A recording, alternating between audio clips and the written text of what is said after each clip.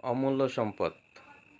অমূল্য সম্পদ বলতে আমরা সোনা দানা গয়নাগাটিকে বুঝে থাকি, কিন্তু এগুলি তো আজ আছে কালকে নাও থাকতে পারে।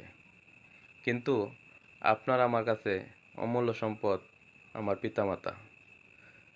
যার পিতামাতা আছে তার কাছে দুনিয়ার প্রত্যেকটি সম্পদের চেয়েও বড় সম্পদ হচ্ছে পিতামাতা।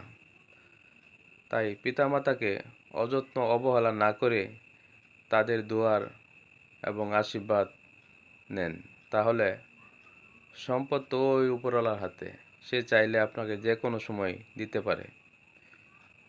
তাই পিতামাতাকে অসম্মান না করে তাদেরকে সম্মানের চোখে দেখুন। তাদের বৃদ্ধকালে লাঠি হয়ে যান, দেখবেন আপনার উপরওয়ালা আপনার উপরে সন্তুষ্ট হয়ে যাবে।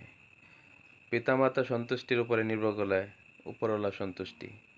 তাই আল্লাহ যেন আমাদের সকলকেই পিতামাতার খেদমত করার মতো তৌফিক দান করুন। আমিন।